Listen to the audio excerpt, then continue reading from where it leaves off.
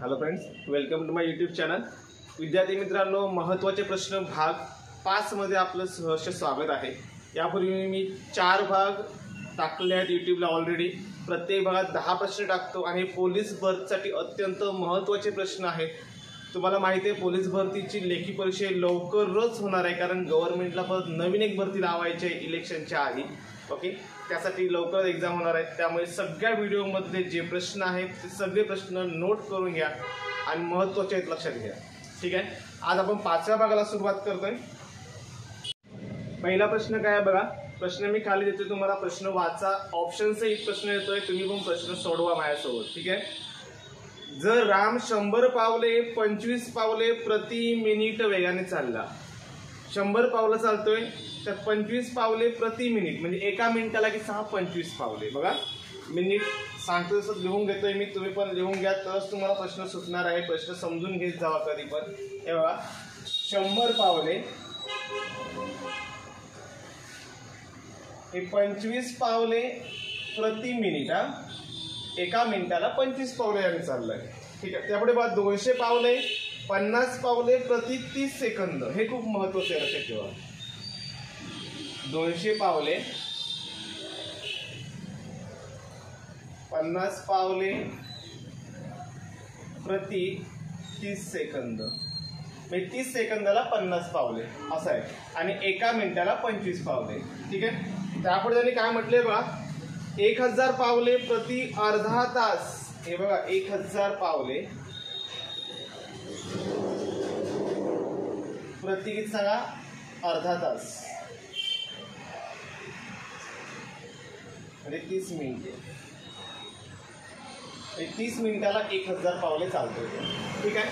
मग तुम्हाला काय करायचं त्यांनी म्हटलंय बघा, तर त्याने प्रत्येक पाऊल त्याचं जर एका मीटरचं असेल म्हणजे एक पाऊल त्याचं 1 मीटरचं आहे, लक्षात ठेवा. मी थोडंसं प्रश्न वाचायला चुकले बघा. 200 पावले म्हटलं तेव्हा 200 पावले इथे 200 पावले त्यांनी म्हटलं 1000 पावले प्रति 30 मिनिट असा विषय आहे. ठीक आहे. 200 पावले 1000 पावले प्रति 30 मिनिट या वेगाने म्हणजे 1000 पावले 30 मिनिटात तो 1000 पावलं टाकतो. या स्पीडने तो 200 पावलं चाललाय. ठीक आहे. तर बघा त्याने प्रत्येक पाऊल जर त्याचं एका मीटरचं असेल तर तो अर्धा किलोमीटर अंतर किती वेळात जाईल. अर्धा किलोमीटर म्हणजे हेच 100 पावले 200 पावले आणि 200 पावले. 100 पावले म्हणजे 100 मीटर झालं, कारण एक पाऊल एका मीटरचं आहे. 200 पावले म्हणजे 200 मीटर झालं, आणि 200 पावले म्हणजे परत 200 मीटर. 100 200 आणि 200 एकूण 500 मीटर झालं. लक्षात ठेवायचं 500 मीटर म्हणजेच अर्धा किलोमीटर. हे लक्षात ठेवायचं. 500 मीटर म्हणजे सांगा अर्धा किलोमीटर. थोडक्यात एवढं अंतर जाण्यासाठी त्याला किती वेळ लागला तो तुम्हाला काढायचा आहे. प्रश्न सोपा आहे समजून घेतला तर. पहिल्यांदा बघा एका मिनिटाला 25 पावले मग 100 मीटरला किती वेळ लागेल सांगा. त्याला 4 मिनिटे लागतील. साधी गोष्ट आहे. पहिला 100 मीटर अंतर 4 मिनिटात जाणार, कारण काय सांगा 25 पावले एका मिनिटामागे 100 भागिले 25 करा, उत्तर येईल 4 मिनिटे. साधी गोष्ट आहे. सेकंडला बघा 50 पावले 30 सेकंदाला. 30 सेकंदाला जर 50 पावले असतील तर 60 सेकंद म्हणजे 1 मिनिट. मग एका मिनिटाला किती पावले झाली सांगा, 100 पावले झाली. एका मिनिटामध्ये काढून घेतो मी, लक्षात ठेवा, कारण सेकंदामध्ये तुम्हाला दिलेला आहे मुद्दाम फसवण्यासाठी. 50 पावले 30 सेकंदात मग एका मिनिटात किती 100 पावले. एका मिनिटात 100 पावले या वेगाने जर चालला तर 200 पावले जायला त्याला किती वेळ लागेल सांगा. 100 दुना 200 2 मिनिटे लागतील. असंच सेम बघा त्यांनी म्हटलं 1000 पावले प्रति 30 मिनिट म्हटलंय की नाही. तेव्हा प्रति 30 मिनिट तेव्हा 1000 पावले 30 मिनिटाला 0ला 0 घालवा. याचं 3 मिनिटाला 100 पावले. काय सांगा 3 मिनिटाला 100 पावले. 100 पावलं जायला जर 3 मिनिटं लागत असतील तर 200 पावलं जायला 6 मिनिटं वेळ लागेल. साधी गोष्ट आहे बरोबर. म्हणजे एकूण किती झालं सांगा, 4 अधिक 2 अधिक 6 बरोबर 12 मिनिटं झाली. साधी गोष्ट आहे बघा. 4 आणि 2 6, 6 आणि 6 12. याचा अर्थ 500 मीटर अंतर जायला 12 मिनिटे लागतील. सांगा 12 मिनिटे. ओके. आता बघूया आपण दुसरा प्रश्न बघा. एका व्यक्तीने 2000 रुपयाचे कर्ज 4 हप्त्यात परत केले. कर्ज आहे 2000 रुपये, हप्ते 4 भरणार आहे, तो लक्षात ठेवा. प्रत्येक हप्त्यात त्या हप्त्याच्या आधीच्या हप्त्याच्या 50 रुपये जास्त दिले तर पहिला हप्ता किती रुपयाचा. म्हणजे प्रश्न नीट समजून घ्या. 2000 रुपये कर्ज घेतलंय, 4 हप्त्यात परतफेड करायचे. त्याने म्हटलं पहिला जो हप्ता आहे ना, पहिला हप्ता त्याच्यापेक्षा दुसरा हप्ता 50 रुपयाने जास्त असणार आहे, दुसऱ्यापेक्षा तिसरा त्याच्यापेक्षा 50 रुपयांनी परत जास्त असणार, त्या पुढचा अजून 50 रुपयांनी जास्त असणार आहे.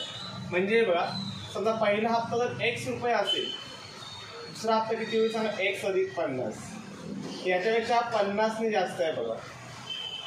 तिसरा जो हप्ता याच्यापेक्षा 50ने जास्त आहे, म्हणजे किती सांगा, x अधिक 100, 50ने जास्त 100 झाले. आणि चौथा हप्ता याच्यापेक्षा 50ने जास्त, म्हणजे x अधिक 150. पहिला, दुसरा, तिसरा, चौथा सगळ्यांचे मिळून 2000 रुपये होतात. ओके, 2000 रुपये परतफेड करायचे.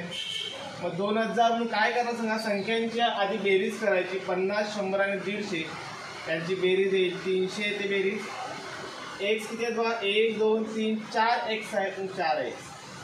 ओके, 300 इकडे वजा करायचे, खालच्या स्टेपला करतो मी. 2000 म्हणून 300 वजा करा आणि 4 ने भाग लावा. 4x होते, त्यातलं x इकडेच ठेवला मी, 4 या साईडला हे लक्षात ठेवा, भागिले आले. 300 अधिक होते इकडे, आता तो वजा आले. हे तुम्ही सोडवलं तर तुम्हाला x मिळेल. x म्हणजे तुम्हाला काय मिळणार सांगा, पहिला हप्ता. आणि तुम्हाला पहिला हप्ताच काढायचा, लक्षात ठेवा.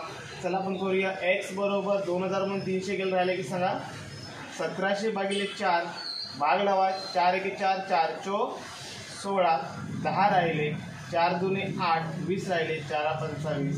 म्हणजे पहिला हप्ता येईल 425 रुपये. आता पुढचा प्रश्न बघा. एका संख्येची 7 पट व 4 पट यांची बेरीज 66 आहे. समजा ती संख्या आहे ना, ती 7 पट म्हणजे 7x आणि 4 पट म्हणजे 4x, यांची बेरीज ते सांगा 66 आहे. ओके, ॲक्च्युली सोप्या पद्धतीने पण सुचतं, पण तुम्हाला पूर्ण क्लिअर दाखवतो. 7 आणि 4 झाले की सांगा 11x बरोबर 66. 66ला 11ने भाग लावायचे, त्यानंतर भागिले झाले, म्हणजे x बरोबर झाले की सांगा 6 झाले. x बरोबर 6 म्हणजे तुम्हाला ती संख्या मिळते, लक्षात ठेवायचं, त्याचं मूळ संख्या. तर त्यांनी म्हटलं त्या संख्येच्या तेवढ्याच पटीतील संख्यांची वजाबाकी किती. 7 पट आणि 4 पट यांच्यात तुम्हाला वजाबाकी पाहिजे, लक्षात ठेवायचं. म्हणजे बघा 7x वजा 4x बरोबर किती सांगा, 3x झाले. साधी गोष्ट लक्षात ठेवायचं, असं करा. साधी गोष्ट आहे. 6 गुणिले 7 वजा 4, 7 गुणिले 4 गेले 3 राहिले, साहित्य किती सांगा 18. पुढचा प्रश्न बघा, एकदम सोपा आहे. चौथा प्रश्न, गुणाकार करायचा आहे. गुणाकार आहे बघा 0.004 गुणिले 0.5. ओके, त्यांचा गुणाकार करायचा आहे. गुणाकारात पॉईंट आहे म्हणून घाबरायची गरज नाही. पहिली गोष्ट पॉईंट आहे म्हणून घाबरू नका. सरळ सरळ करा. 4 5 किती सांगा 20. 4 5 20 केले मी. आता इथे पॉईंटच्या राईट साईडला, या साईडला किती घरं आहेत ती बघा. तिथे एक घर आहे बघा, म्हणजे स्थान म्हणजे स्थान, एक स्थान आहे. आणि इथे किती आहेत बघा, 1 2 3 स्थान आहेत पॉईंटच्या राईट साईडला. ही 3 स्थान आणि हे 1 स्थान झाले की सांगा 4 स्थान झाले. म्हणजे या संख्येला 4 स्थानं सोडून तुम्हाला पॉईंट द्यायचं आहे. 1 झालं, 2 झालं, 3 4 आणि इकडे 0 बघा. 1 2 3 4 स्थान सोडून पॉईंट झाला. ओके, आता बघा हे झालं सांगा चौथ्याचं उत्तर झालं. पुढे बघू आपण पाचवा प्रश्न. पाचवा प्रश्न काय आहे बघा. एका वर्गातील 40 विद्यार्थ्यांच्या वयाची सरासरी 10 वर्ष आहे आणि जर शिक्षकाचे वय विद्यार्थ्यांच्या वयात मिळविले तर सरासरी 11 होते. एकदम सोपा प्रश्न आहे, सरासरीवरचा प्रश्न आहे बघा. त्याने म्हटलं 40 विद्यार्थ्यांचं सरासरी वय 10 वर्ष आहे. झालं की सांगा 40 10 400 झाले एकूण. ही तुम्हाला मी बेसिक मेथड दाखवतो. या टाईपचे प्रश्न बऱ्याच मेथडने काढता येतात. ओके, पण तुम्हाला बेसिक दाखवतो कारण सगळेच व्हिडिओ बघणाऱ्यांची माइंड कॅपॅसिटी म्हणून आपण मानसिकता असेल किंवा सोडण्याची पद्धत आहे ती सगळ्यांची समान नाही, त्यामुळे मी बेसिक दाखवतो. 40 गुणिले 10 400 झाले. आता त्यांनी म्हटलं यात जर वर्ग शिक्षकाचे वय ॲड केले. आता बघा 40 विद्यार्थी, ऑलरेडी 40 विद्यार्थी आहेत, त्यात जर वर्ग शिक्षक आला तर एकूण माणसं किती झाली सांगा 41 झाले.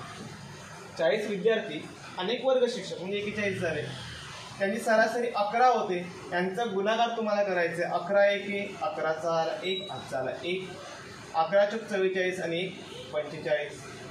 हा गुणाकार केला मी आणि दोघांची वजाबाकी करायची लक्षात ठेवा कधी पण. 451 मधून 400 वजा करा, जे काय एक्स्ट्रा वय मिळेल ते कोणाचं असणार आहे सांगा, वर्ग शिक्षकाचं असणार आहे. ओके, नाव नेक्स्ट क्वेश्चन. एकूण 5 प्रश्न झाले. 6वा प्रश्न काय आहे बघा. त्रिकोणाच्या दोन कोणांची माप 62.6 अंश आणि 56.7 अंश आहे, तर त्याच्या तिसऱ्या कोणाचे माप किती. हा पण सोपा प्रश्न आहे.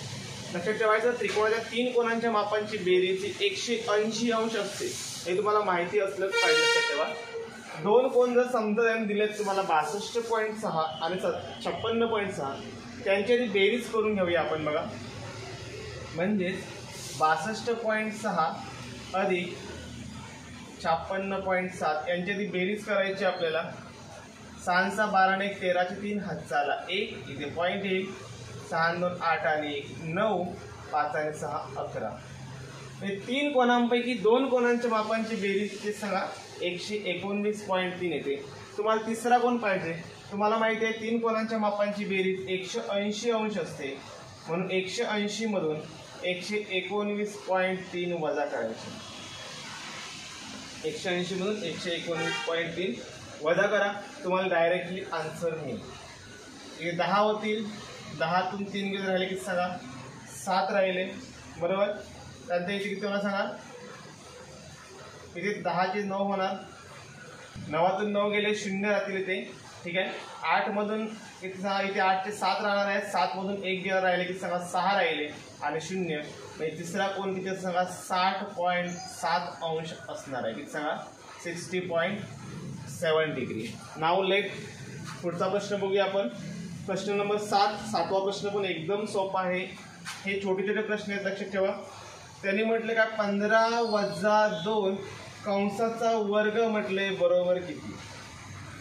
ओके, तुम्ही एक तोंडी पण सोडू शकता. 15तून 2 गेले किती राहिले सांगा, 13 राहिले. 13चा वर्ग किती सांगा, 169, म्हणजे उत्तर आले किती सांगा, 169. नेक्स्ट बघा 8वा प्रश्न. बघा 8वा प्रश्न पण एकदम सोपा आहे, लक्षात ठेवा. खालीलपैकी कोणती संख्या पूर्ण वर्ग आहे त्याने विचारलं. पूर्ण वर्ग संख्या तुम्हाला माहिती असले पाहिजे. खालीलपैकी म्हटलं की तुम्हाला पर्यायावरून जायचं, ही गोष्ट डोक्यात ठेवा. प्रश्नामध्ये खालीलपैकी हा शब्द आला की तुम्हाला पर्यायावरच जायचं आहे. ओके, आता पहिले पर्याय काय आहेत बा. पहिला पर्याय सगळे लिहून घेतो मी खाली खाली. पहिला आहे 6 2 8 4 2, 62 42. दुसरा आहे 62 48.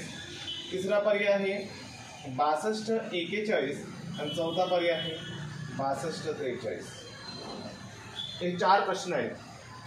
पहिली एक गोष्ट तुमच्या डोक्यात असली पाहिजे, वर्गसंख्येच्या एकक स्थानी कोणता अंक असतो. एवढं जर तुम्हाला माहिती असेल तर तुम्ही लगेच आन्सर काढू शकता. तुम्हाला काहीच ते कॅल्क्युलेशन करायचंच नाही आहे, पर्यावरून काढायचं आपल्याला ना. एक गोष्ट लक्षात ठेवा, कोणत्याही वर्गसंख्येचे एकक स्थानी 2 हा अंक कधीच नसतो, पर्याय कॅन्सल. 8 हा अंक पण कधीच नसतो, पर्याय कॅन्सल. 3 हा अंक पण कधीच नसतो, 1 हा अंक असतो, लक्षात ठेवायचं. ज्या संख्येच्या एकक स्थानी 1 किंवा 9 आहे अशा संख्येच्या वर्गसंख्येच्या एक स्थानी 1 हा अंक असतो. ओके, त्यामुळे पर्याय नंबर 3 बरोबर येणार आहे. बाकीचे तुम्हाला बघायची गरज नाही. त्या पुढचा प्रश्न बघा. खालील दिलेल्या समीकरणामध्ये अधिक व भागिले, अधिक आणि भागिले चिन्ह आहे ना, ही दोन्ही चिन्हे ही चिन्हे तसेच 2 आणि 4 या संख्यांची अदलाबदल केली तर कोणते समीकरण बरोबर येईल. म्हणजे 2 आणि 4ची अदलाबदल करायची आहे आणि चिन्हांची पण अदलाबदल करायची आहे. ओके, तुम्हाला खाली दिलेला म्हटलं याचं तर हे पण तुम्हाला पर्यायावरूनच करायचं आहे. पहिला पर्याय काय बघा, 2 अधिक 4 भागिले 3 बरोबर 3. हा पर्याय येईल का बघा वाटल्यास करून. 2 आणि 4ची अदलाबदल करायची आणि भाग लावायचा आहे. म्हणजे काय सांगा, इथे 4 येतील, एक पर्याय मी यूज करून बघतो. इथे 4 येतील, इकडे 2 येतील. ठीक आहे, चिन्हांची पण अदलाबदल. पहिला संख्यांची अदलाबदल केली, चिन्हांची. भागिले इकडे आलं, अधिक इकडे आलं 3. हे सोडून बघा, 2 एके 2 दुने 4, याचा आन्सर 2 येईल. 2 अधिक 3 उत्तर 5. पहिला पर्याय कॅन्सल. ओके, असंच सेम तुम्ही दुसरा पर्याय पण बघा, तिसरा पर्याय पण बघा. मी डायरेक्टली चौथा पर्याय घेतो. पर्याय नंबर 4 काय आहे बघा, 2 + 4 भागिले 6 बरोबर 8. हा चौथा पर्याय आहे. संख्यांची अदलाबदल करतो 4 आणि 2, चिन्हांची अदलाबदल भागिले आणि अधिक 6. 2 × 2 = 4, यांचं आन्सर 2 आलं. 2 + 6 करा, उत्तर 8. हे मॅच होतं बघा, याला उत्तर मॅच झालं. याचा अर्थ पर्याय नंबर 4 हा काय सांगा बरोबर आहे. पर्याय नंबर 4. ओके, हा तुमचा 9वा प्रश्न. आणि सगळ्यात शेवटचा आजच्या व्हिडिओमधला प्रश्न नंबर आहे 10. हा घातांकावरचा प्रश्न आहे बघा. 5m भागिले, तुम्ही असं मांडत जावा कधी पण, भागिले 5चा वजा तिसरा घात बरोबर 5चा 5वा घात त्यांनी म्हटलंय. ओके, तर m बरोबर किती. ठीक आहे, एकदम सोपा प्रश्न आहे, अवघड नाही. लक्षात ठेवा, तुम्ही सहज सोडवू शकता. तुम्ही काय करायचं बघा, कधी पण घातांकाचा जर पाया समान असेल, इथे बघा 5 आणि 5, 5 आणि 5 जर तुम्ही बघितला तेव्हा 5 आणि 5 मध्ये, तर दोघांचा पाया समान आहे बघा. जर पाया समान असेल तर आपण या घातांकांची आपण काय करतो सांगा, आपण वजाबाकी करतो. काय करतो, वजाबाकी. म्हणजे असं होईल m वजा हे वजा 3 बरोबर इकडचे 5. आपण पायाचे 5 ला 5 जातील, लक्षात ठेवा. m वजा 3 बरोबर 5. आता हे वजा वजा अधिक होणार आहे, मीन्स m + 3 बरोबर 5. तुम्हाला m पाहिजे, मग +3 पलीकडे घ्या, -3 होतील. 5 मधून 3 गेले, 2 राहिले, m बरोबर 2. असा हा 10वा प्रश्न आहे. आजच्या व्हिडिओमध्ये आपण 10 प्रश्न बघितले. 10च्या 10 प्रश्न. काही प्रश्न एकदम सोपे आहेत. मला आज थोडेसे 2-3 अवघड प्रश्न द्यायचे होते, पण व्हिडिओ करताना माझ्याकडेच वेळ कमी होता, मला लवकर व्हिडिओ संपवायचा होता, म्हणून मी छोटे छोटे प्रश्न घेतले वेळ कमी असल्यामुळे. ओके, पुढच्या व्हिडिओमध्ये मी तुम्हाला ते महत्त्वाचे प्रश्न जे मोठे आहेत ते पण तुम्हाला देईन मी. ठीक आहे, सगळ्या प्रश्नांचं रिव्हिजन चांगल्या प्रकारे करा. ओके, व्हिडिओ बघितल्याबद्दल धन्यवाद. Best of luck.